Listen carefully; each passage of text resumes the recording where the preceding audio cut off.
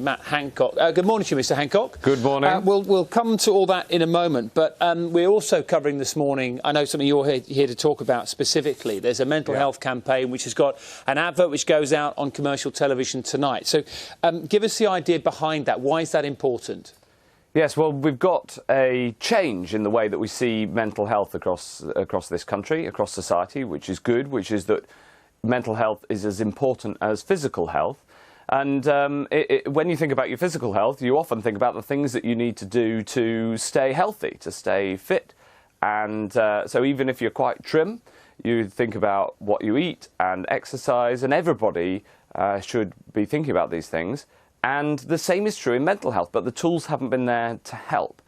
And so this new tool called Every Mind Matters is about helping everybody, whether you have strong mental health or whether you've got a mild problem or something more significant, somewhere where you can go to strengthen your mental health. And it's being narrated, the film about it is being narrated by Prince William and Prince Harry and the Duchesses, because they recognise how important it is that everybody positively thinks about their mental health, thinks of it as an asset. So I'm delighted this is going out today. I'm sure we'll come back and talk to you about that in a bit more detail as well.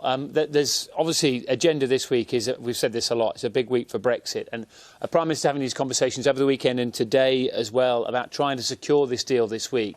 Now, quite a few of those EU leaders are talking about the importance of compromise. Can you tell us, where are you willing to compromise? Where might be that shifting of the sand this week? Well, I'm not going to go into the details of the negotiation. No, I'm here to talk about improving Britain's mental health and what we can all do to do that.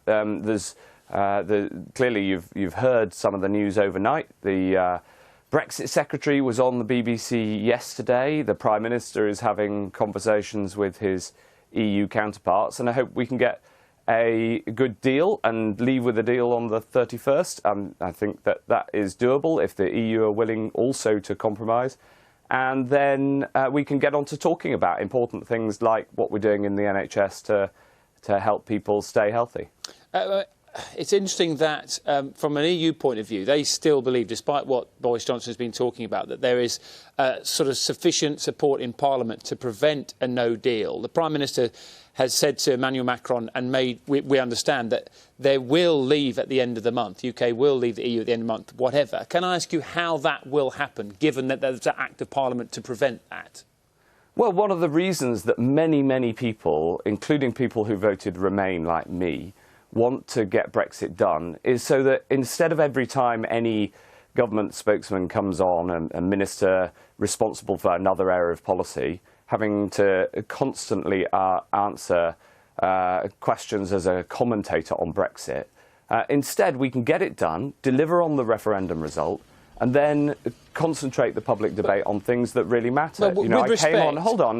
With respect. I came on this morning to talk about mental health. I've asked you about that. Well, I've got nothing further to add on Brexit. Well, I would say that it's quite important. You're a government minister, and the point I'm making is the only way to get things done, if to go around this Benn amendment, is actually to break the law. So I'm asking you, is that the way that things are going to happen? I think that's a relevant question.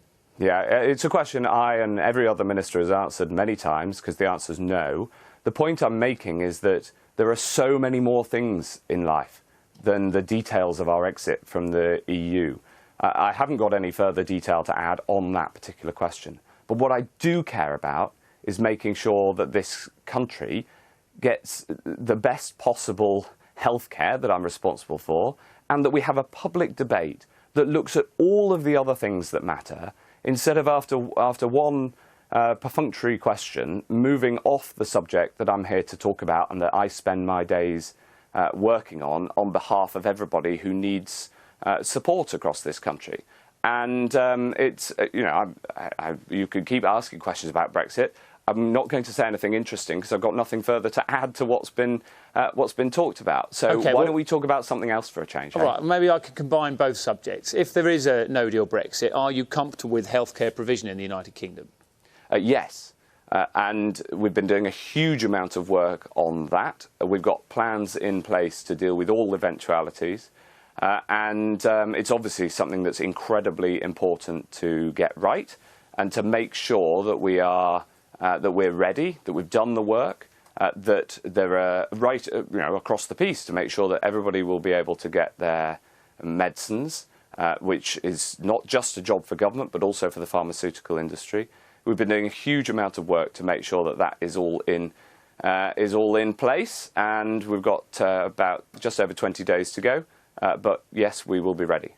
Can I ask you, Ms Hancock, I mean, I understand that there's a degree of agitation in you this morning because you're here to talk about health, and I've asked you about that. And many people watching will know that's a really important campaign as well. It is. But many of our viewers, and I'm guessing this, might find your agitation slightly strange, given that this is a big week, and this is a huge decision, not just for the government, but for everyone else in this country as well. It's something which everybody is talking about. I'm sure you would acknowledge the importance as well. So when I ask you about, I know you've been asked it before, but this is the week that it could, the rubber hits the road. This is the week that Benn amendment is important to ask you about. And you are a government minister. You're involved in these high-level discussions. So can I ask you again, why are you annoyed that I'm asking you that question when it's a crucial question about the government abiding by what Parliament have passed and abiding by the law of this country? Surely that's relevant. Look, it's relevant. I've been asked it endlessly before. Every government minister's been asked about it. The reason I find it frustrating that after one question about an incredibly important topic, that we then go on to Brexit, when it's obvious that I'm not going to be saying anything new. We're in the middle of a negotiation. Of course I'm not going to be saying new things. The reason of the frustration is that there is so much more to life.